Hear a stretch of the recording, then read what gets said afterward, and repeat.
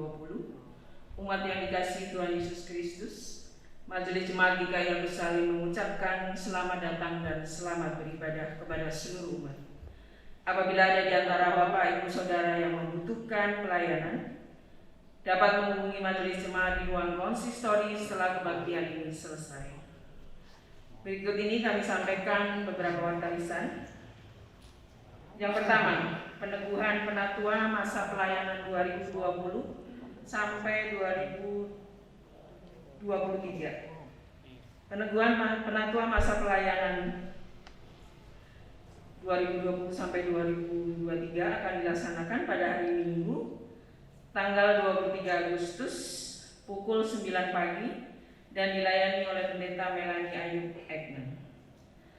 Yang kedua, peneguhan dan pemberkatan nikah akan dilaksanakan pemberkatan nikah atas Saudara Bandar Guntur Damanik, anggota Jemaat GKI Agus Salim Bekasi, putra dari Bapak Yohanes Damanik dan Ibu Ruth Sebayang, dengan Saudari Atika Dewi Stefani, anggota Jemaat Santo Albertus Harapan Indah, putri dari Bapak Handi Junaidi dan Ibu Kristina Kristianti, pada hari Sabtu tanggal 29 Agustus pukul 10, tempat GKI Agus Salim dilayani oleh Pendeta Heni Herlina. Apabila ada keberatan yang sah berdasarkan Alkitab dan Tata Gereja Kristen Indonesia, dapat disampaikan secara tertulis kepada Majelis Jemaat GKI Agus Salim paling lambat hari Sabtu tanggal 22 Agustus. Yang ketiga, persembahan syukur tahunan. Persembahan syukur tahunan akan dilaksanakan pada 23 Agustus. Amplop persembahan syukur tahunan ini bisa diambil di tata usaha gereja atau menghubungi koordinator wilayah masing-masing. Demikian warta-lisan hari ini. Terima kasih atas perhatian umat. Kebaktian umum hari ini dilayani oleh Pendeta Melani Ayub Egnan. Umat diberi kesempatan untuk bersaat teduh.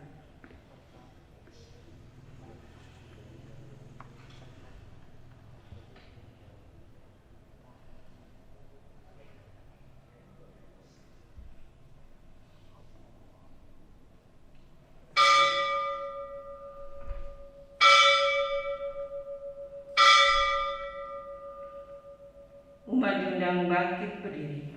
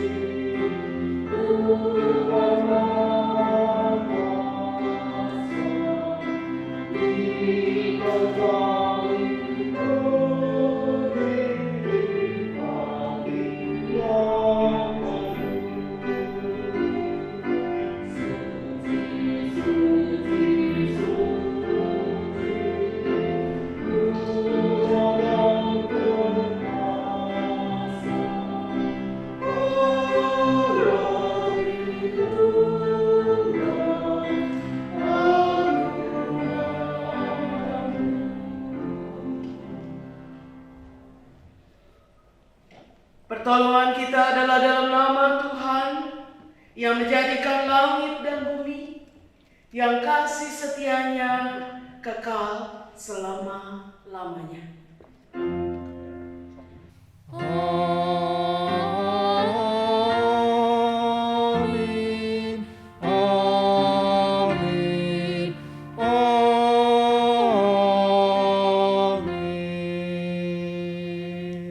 Salam sejahtera bagi saudara yang datang dalam nama Tuhan.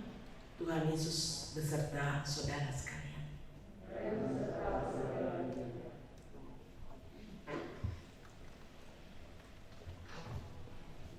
Bapak Ibu yang terkasih di dalam Yesus Kristus, percayalah adalah tema ibadah minggu ini.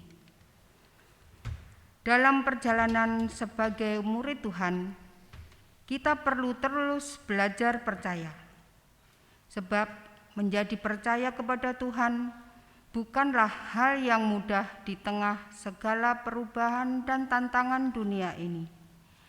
Tuhan tahu kelemahan kita dan kebimbangan kita. Karena itu, Dia memanggil kita. Percayalah, sebab Ia bisa diandalkan. Injil Yohanes 14 ayat 11 mengatakan, "Percayalah kepadaku bahwa aku di dalam Bapa dan Bapa di dalam aku." Atau setidak-tidaknya percayalah karena pekerjaan-pekerjaan itu sendiri. Saat ini kita memasuki pengakuan dosa. Marilah kita berdoa. Bapa yang makasih, saat ini perkenankanlah umat-Mu bersujud di hadapan-Mu untuk menyerahkan seluruh kehidupan kami. Kami datang untuk mohon pengampunan atas dosa-dosa kami, ketidakpengertian kami atas perintah-perintah dan kehendak-Mu. Mampukan kami di dalam kelemahan kami dan kebimbangan kami, sehingga kami percayakan seluruh kehidupan kami di tangan-Mu. Mampukan kami, bimbing kami dengan Roh Kudus-Mu di dalam pengampunan dosa kami, sehingga apa yang kami lakukan akan berkenan di hadapan-Mu. Inilah doa pengampunan dosa kami, Tuhan. Hanya di dalam nama Yesus Kristus doa ini kami serahkan. Amin. Kita memasuki berita anugerah. Anugerah Tuhan dinyatakan bagi setiap orang yang mengaku dosanya di hadapan Tuhan. Karena itu, marilah kita berdiri menyambut anugerahnya.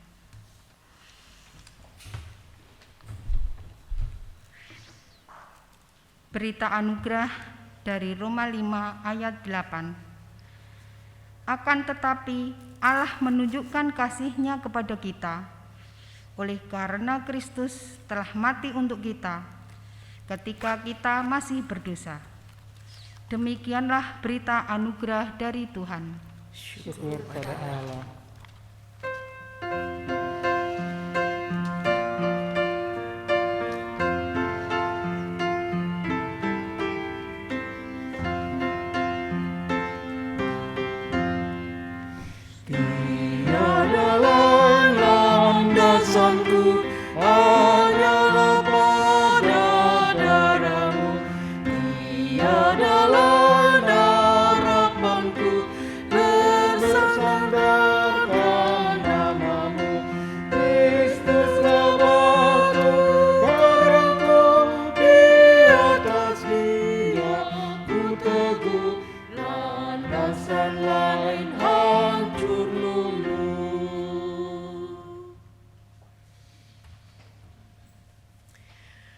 Umat yang dikasihi Tuhan, sebelum kita membaca dan merenungkan firman Tuhan, mari kita bersama berdoa. Ya Allah Bapa kami datang ke hadapan-Mu pada pagi hari ini. Kami bersyukur kami boleh bangun di dalam kekuatan dan kesehatan pada hari ini. Hari baru yang boleh kami nikmati adalah anugerah Tuhan. Dan saat ini kami mau membuka hari ini, hari yang kudus bagi Tuhan, untuk bersama-sama menghadap kehadirat Tuhan. Karena kami merindukan sungguh kehidupan kami adalah kehidupan yang senantiasa berjalan bersama dengan Tuhan. Biarlah firman yang akan kami baca dan renungkan boleh menjadi terang bagi jalan kami dan pelita bagi kaki kami. Karena itu ya Roh Kudus, beracaralah di dalam kami, meliputi kami dan menaungi kami, agar setiap kami boleh sungguh-sungguh disapa oleh kebenaran. Tuhan sendiri yang kiranya boleh berbicara kepada setiap kami di tengah pergumulan kami masing-masing.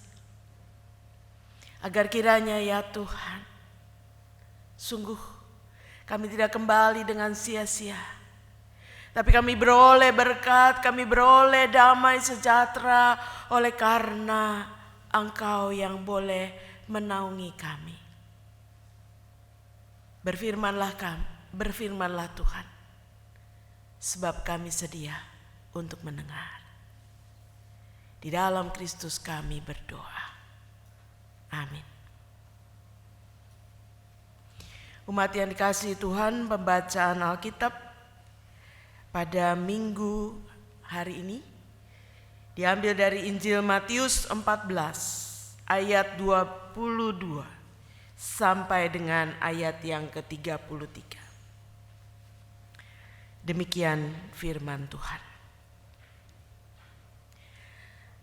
Sesudah itu Yesus segera memerintahkan murid-muridnya naik ke perahu dan mendahuluinya ke seberang.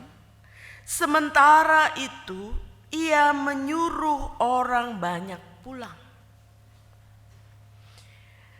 Dan setelah orang banyak itu disuruhnya pulang, Yesus naik ke atas bukit untuk berdoa seorang diri. Ketika hari sudah malam, ia sendirian di situ. Perahu murid-muridnya sudah beberapa mil jauhnya dari pantai dan diombang-ambingkan gelombang karena angin sakal. Kira-kira jam 3 malam, datanglah Yesus kepada mereka berjalan di atas air. Ketika murid-muridnya melihat dia berjalan di atas air, mereka terkejut dan berseru, "Itu hantu!" Lalu berteriak-teriak karena takut. Tetapi segera Yesus berkata kepada mereka, "Tenanglah, aku ini, jangan takut." Lalu Petrus berseru dan menjawab dia, "Tuhan, apabila Engkau itu, suruhlah aku datang kepadamu berjalan di atas air." Kata Yesus, "Datanglah."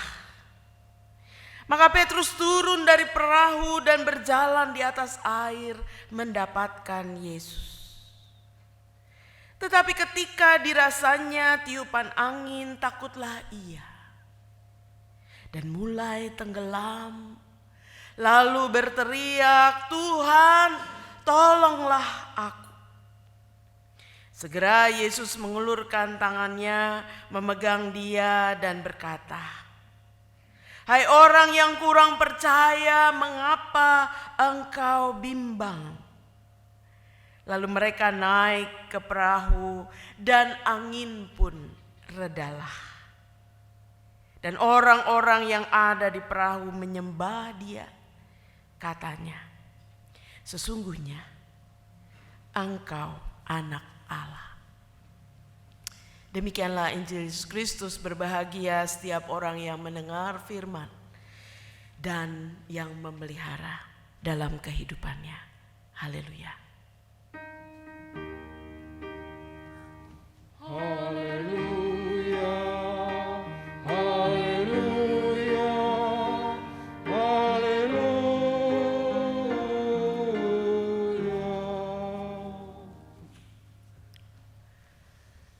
Saudara-saudara yang kekasih di dalam Tuhan, ketika suatu saat Anda diperhadapkan pada situasi dan kondisi yang baru yang Anda belum pernah hadapi, yang Anda belum pernah coba.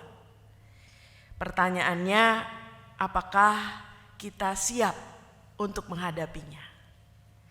Kalau situasi yang baru itu adalah situasi yang mungkin menantang, situasi yang sulit, situasi yang sungguh-sungguh akan mempertaruhkan kemampuan kita. Pertanyaannya, apakah kita ragu atau tidak untuk menjalaninya? Mungkin secara sederhana Misalnya suatu saat Anda diminta untuk melewati area tertentu, ya, mungkin area permainan yang sederhana, untuk naik sepeda layang yang atasnya kira-kira dari talinya ke bawah kira-kira 7 meter. Apakah Anda mau atau tidak? Ragu atau tidak melewatinya? Saudara-saudara, kita akan lihat satu tayangan sebentar saja tentang hal itu. Konstan, lihat ujung, lihat ujung. Konstan move, lihat ujung aja, lihat ujung. Lihat terus, lihat ujung, jangan lihat. Nah, saudara, ini sepeda layang. Kalau jatuh ya lumayan sih, ada lumpurnya doang ya. Tapi ya lumayan. Kalau 5 meter sih bisa sedikit mengkhawatirkan kalau jatuh. Tapi ternyata bisa sampai ujung. Saudara-saudara, tidak semua orang, sekalipun kita bilang itu ada talinya, ya, talinya safety itu, ya, tidak akan jatuh. Tapi ya coba aja. Kebetulan saya disuruh coba, saya nggak berani juga. Kalau badannya sebesar saya, kira-kira talinya kuat apa enggak ya? Atau talinya putus gitu ya? Karena badannya bobotnya lebih berat, sehingga ya saya memilih untuk tidak mencoba. Karena saya belum bisa mempercayakan diri saya pada peralatan yang saya pikir itu untuk bobotnya yang kecil-kecil aja. Kalau bobotnya sebesar saya kurang yakin. Saudara-saudara, tapi kalau Anda mencobanya, bagi orang yang sudah mencoba, lalu saya tanya gimana rasanya? Puas, happy, bangga bahwa saya bisa mengalahkan ketakutan saya dengan berjalan dari satu ujung ke ujung lain dengan mengayuh sepeda. Saudara-saudara, itu hanya tayangan sederhana yang mau menunjukkan kepada kita, kalau kita menghadapi suatu pengalaman yang baru, yang belum pernah kita lakukan, saya pikir kita akan maju atau tidak. Bisa apa enggak? Saudara-saudara, bagi para murid, berada di tengah laut dan mengalami angin sakal bukan hal baru. Mereka kebanyakan nelayan, tidak semuanya, tetapi kebanyakan dari mereka nelayan. Mereka biasa berada di tengah laut. Ataupun kalau kita membaca dalam Matius 8, mereka pernah mengalami angin sakal di tengah laut. Gelombang yang besar yang mengombang-ambingkan kapal mereka. Namun Matius 8 mengatakan ketika mereka mengalaminya, Yesus ada di kapal itu. Tapi Yesus sedang tertidur. Dan mereka segera membangunkan Yesus dengan mengatakan, "Guru, apakah engkau tidak peduli bahwa kami akan binasa?" Barulah Yesus bangun dan meredakan angin itu. Jadi saudara-saudara, berada di tengah laut mengalami angin sakal bukan kali pertama. Itu kali yang kedua. Tetapi saat ini yang kita baca dalam Matius 14, mereka mengalaminya di atas laut, mereka mengalaminya, tapi tidak ada Yesus bersama mereka. Sebab kalau kita membaca ayat kita dikatakan, sesudah Yesus memberi makan 5.000 orang, kemudian Yesus memerintahkan murid-murid mendahuluinya naik perahu, sedangkan dia naik ke atas bukit untuk berdoa. Yesus memilih untuk memiliki waktu untuk dirinya sendiri bersama dengan Bapa. Yesus memilih untuk berdoa di dalam kesendirian, sehingga Yesus tidak bersama dengan para murid. Dan ketika angin sakal itu terjadi, para murid berjuang untuk mereka bisa bertahan menghadapi gelombang besar itu. Tetapi firman Tuhan mengatakan kira-kira jam 3 malam, atau mungkin kita biasanya mengatakan jam 3 subuh, dini hari, para murid yang sedang berjuang itu melihat ada seseorang yang berjalan di atas air. Mereka berteriak-teriak karena takut. Dan kemudian mereka berseru, itu hantu. Sebab mereka belum tahu siapa yang berjalan di atas air itu. Saudara-saudara, dalam bahasa aslinya, kata itu hantu itu phantasma et esti. Artinya penampakan. Karena mereka belum tahu apa penampakan itu, mereka menganggap itu hantu. Karena belum pernah melihat ada orang yang bisa berjalan di atas air. Saudara-saudara, di sini kita melihat bahwa para murid yang baru saja melihat bagaimana Yesus memberi makan 5.000 orang. Kemudian mereka melihat bahwa ada orang yang berjalan di atas air, tapi mereka tidak menyangka bahwa itu Yesus. Ketakutan membuat mereka tidak dapat mengenali Yesus. Ketakutan membuat mereka salah paham terhadap Yesus. Dan mengatakan itu hantu. Bukan Tuhan, tapi kebalikannya Tuhan. Kebalikannya hantu.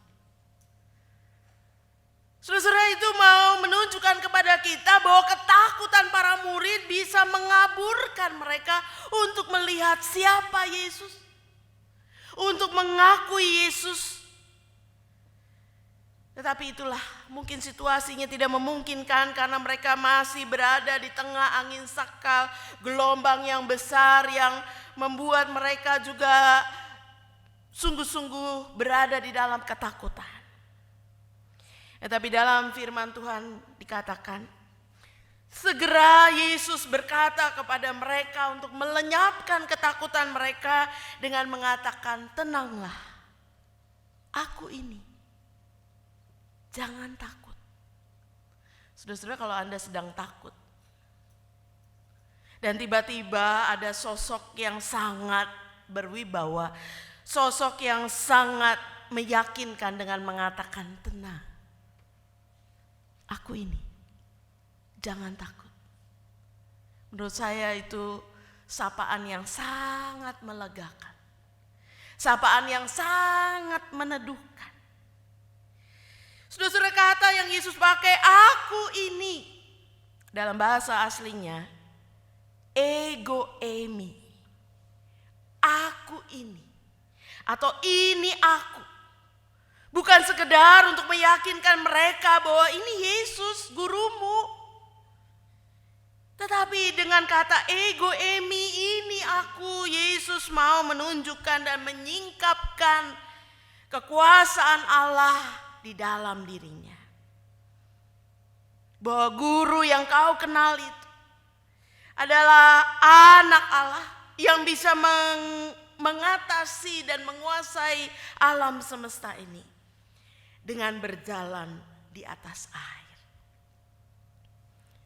Saudara-saudara, hal ini menjadi hal yang penting supaya tidak hanya kita mendengar atau mengingat bahwa Yesus sudah berjalan di atas air, tapi itu mau menyampaikan kepada kita ketika Yesus menyatakan itu, dia menunjukkan bahwa dia adalah Allah yang berkuasa.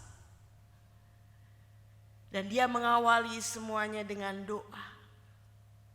Ketika dia menyendiri dan ketika dia sungguh-sungguh berada di dalam persekutuan dengan Allah.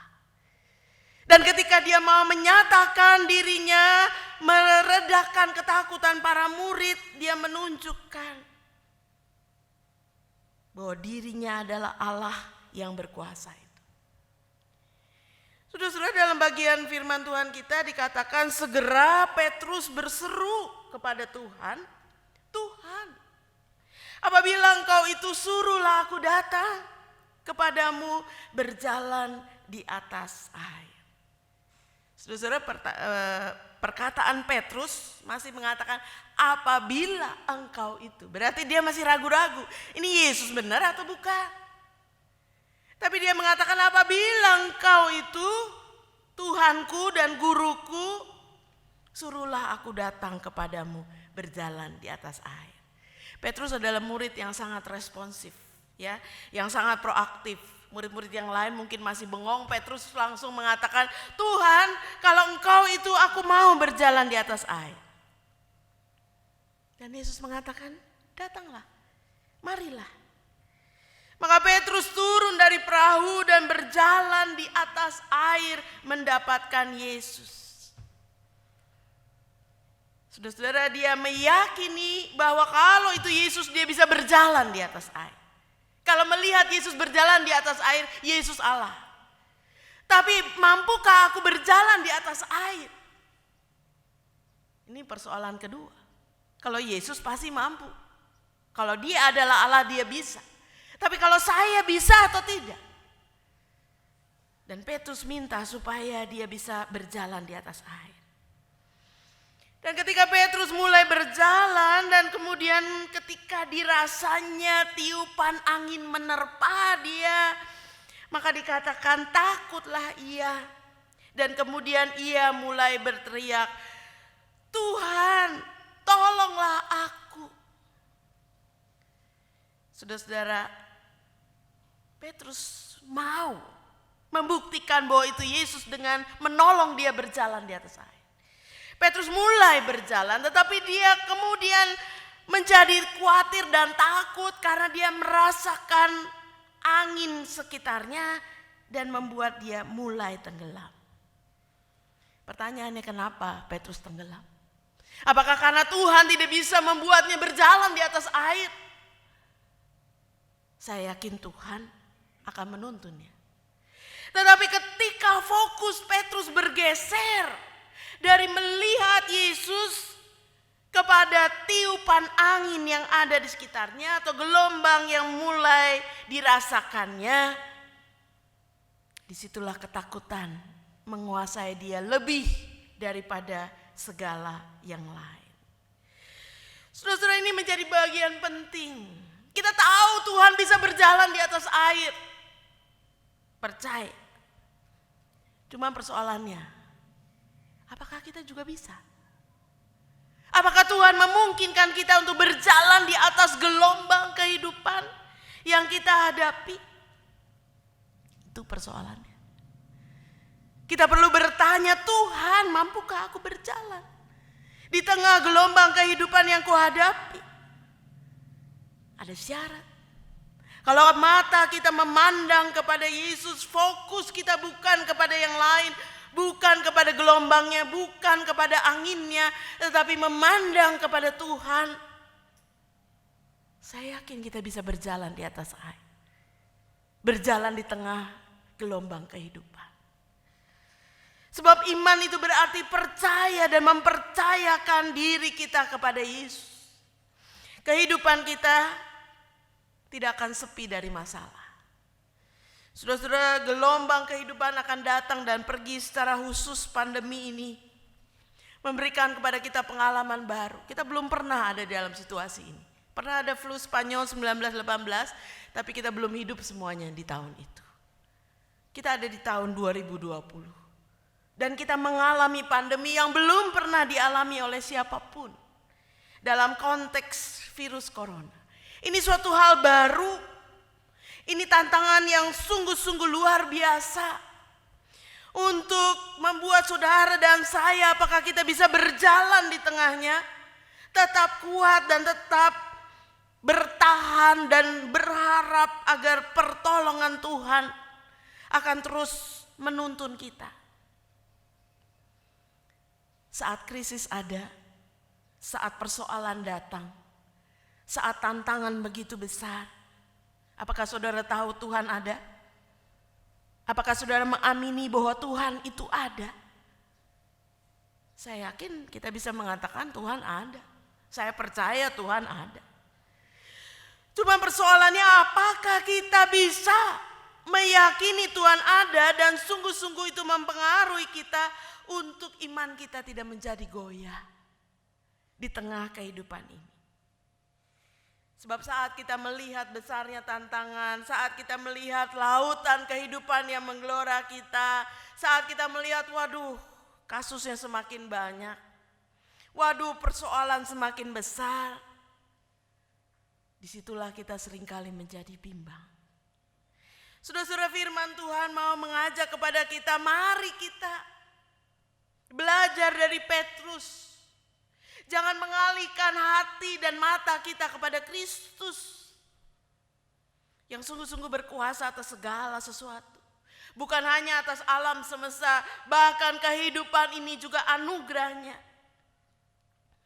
Sebab kalau kita tetap fokus kepadanya, dia siap menopang kita.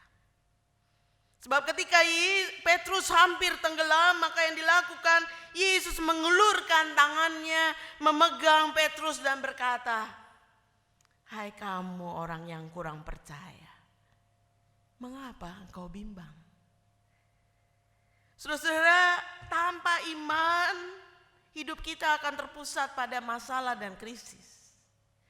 Tetapi saudara dan saya diajak untuk beriman di tengah krisis. Beriman di tengah gelombang, beriman di tengah tantangan, sama seperti Petrus berjalan di atas air. Pertanyaannya, bisakah kita mempercayakan diri kita kepada Tuhan? Firman Tuhan mengajak kita, percayakah kita bahwa Dia adalah ego eimi, Tuhan yang berkuasa untuk segala sesuatu? Percayakah kita untuk kita mempercayakan hidup kita kepadanya? Sebab pertolongan Tuhan tidak pernah terlambat, tepat pada waktunya. Karena itu firman Tuhan mau mengajak kita, percayalah, berjalanlah di atas air kehidupan, tapi tetap memandang kepadanya. Sebab Dia akan menuntun kita. Amin.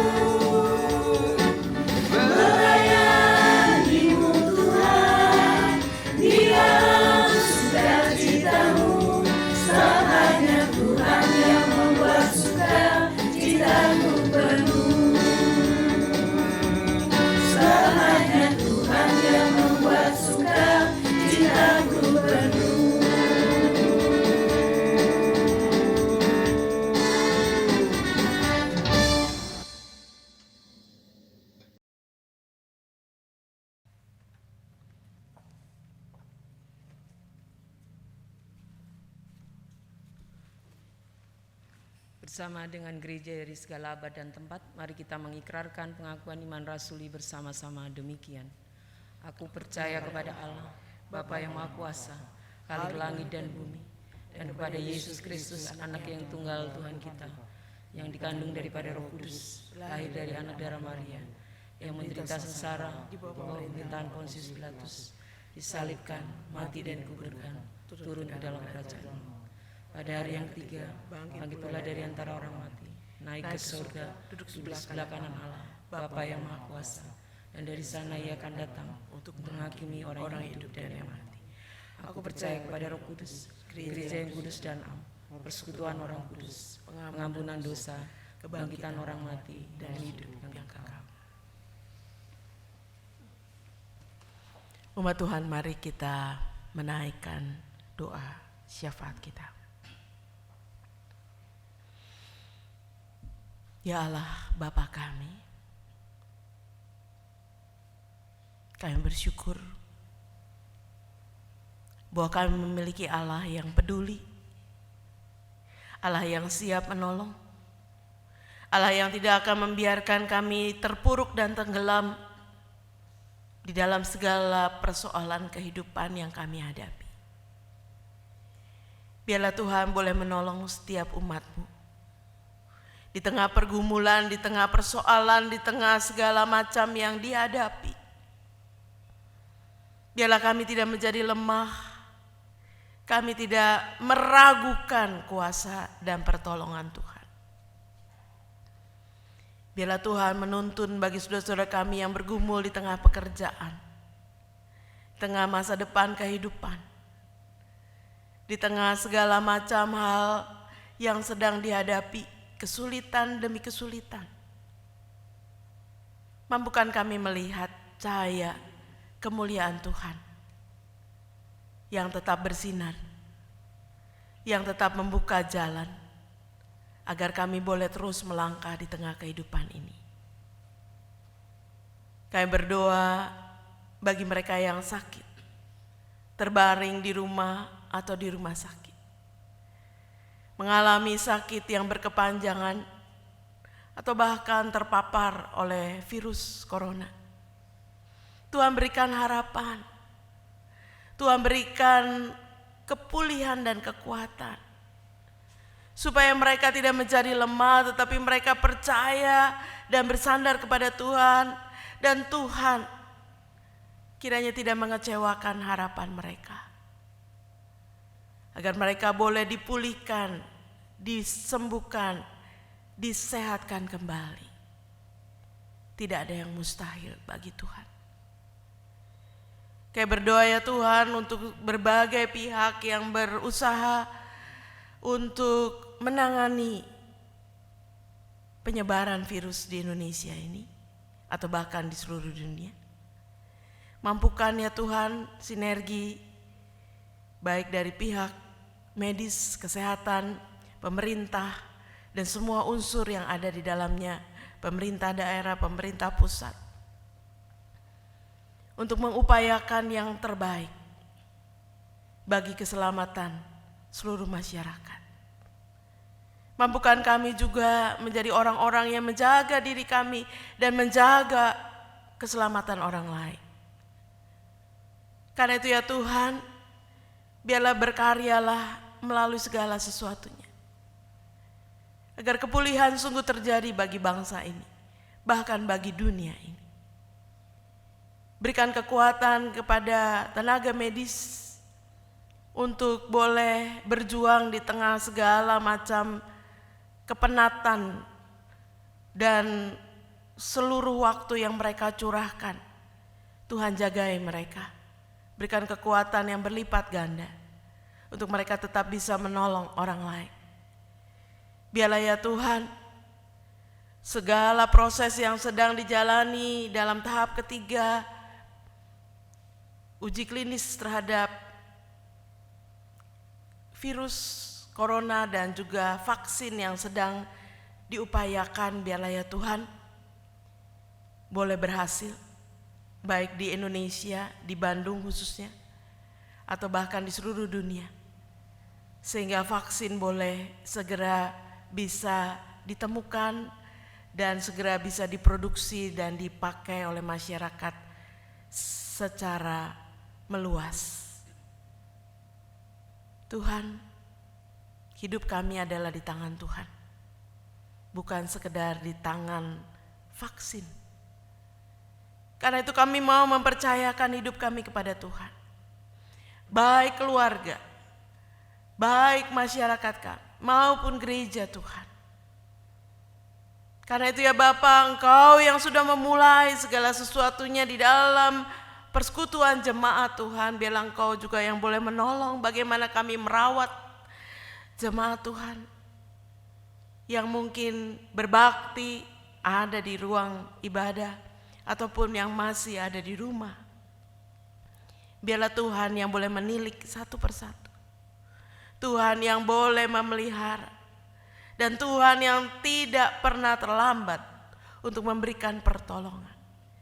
Karena itu kami menyerahkan diri kami, keluarga kami, jemaat kami, bangsa kami hanya ke dalam tangan Tuhan saja. Hanya kepadamu kami memohon di dalam Kristus yang sudah mengajar kami berdoa. Bapa kami yang di surga, dikuduskanlah namamu, datanglah kerajaanmu di bumi seperti di surga. Berikan kami pada hari ini makanan kami yang secukupnya, dan ampuni kami akan segala kesalahan kami, seperti kami juga mengampuni orang yang bersalah kepada kami. Dan jangan membawa kami ke dalam pencobaan, melainkan lepaskanlah kami daripada yang jahat, karena Engkaulah yang mempunyai kerajaan dan kuasa dan kemuliaan sampai selama-lamanya. Amin.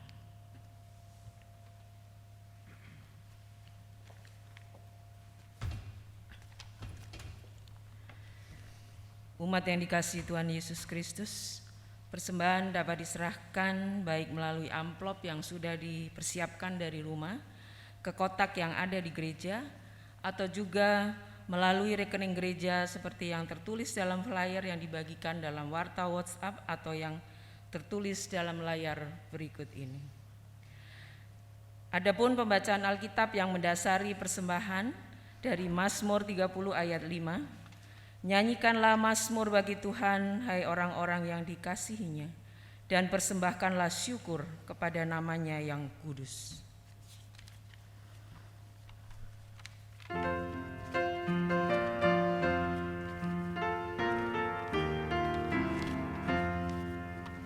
Sekarang bersyukur, hai hati mulut tanah, sempurna dan besar segala karya Tuhan. Diberinya kita pun anugerah dan berkat yang tak terbilang terus semula dan kekal. Puji dan syukur Tuhan kami naikkan ke hadirat-Mu yang kudus atas kasih dan penyertaan Tuhan dalam kehidupan kami. Kami bersyukur atas berkat yang selalu Tuhan limpahkan dalam hidup kami, di mana Tuhan selalu mencukupkan segala sesuatu yang kami butuhkan. Saat ini kami bersyukur melalui persembahan yang kami bawa ini Tuhan. Kiranya Tuhan kuduskan dan layakkan persembahan ini untuk menjadi berkat bagi sesama kami di dalam pelayanan di Gereja Agus Salim ini. Ajar kami Tuhan untuk senantiasa mempersembahkan hidup kami dan waktu kami untuk kemuliaan nama-Mu. Dalam nama anak-Mu yang tunggal Tuhan kami Yesus Kristus kami berdoa. Amin.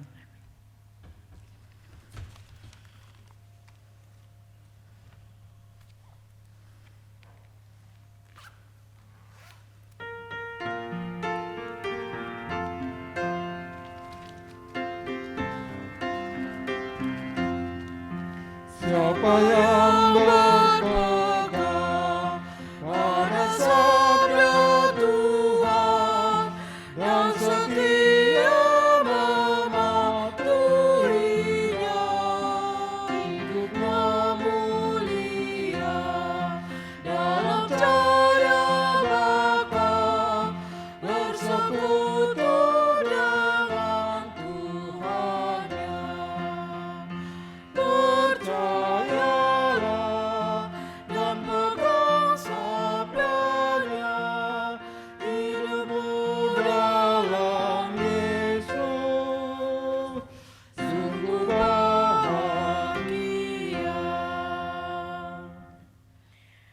Umat Tuhan, arahkan hatimu kepada Tuhan. Kami mengarahkan hati kami kepada Tuhan.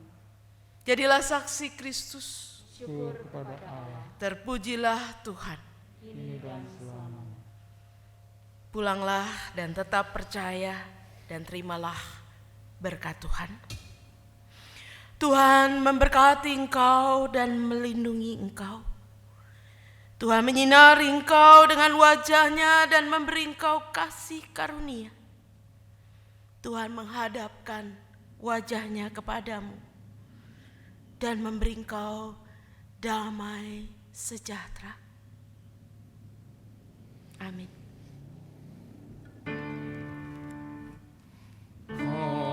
Haleluya, haleluya, haleluya, haleluya, haleluya, amin, amin, amin.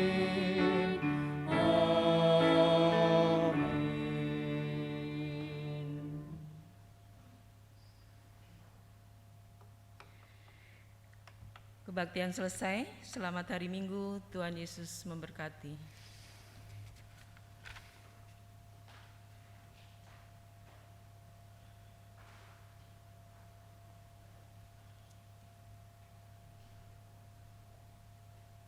Jemaat dipersilakan duduk.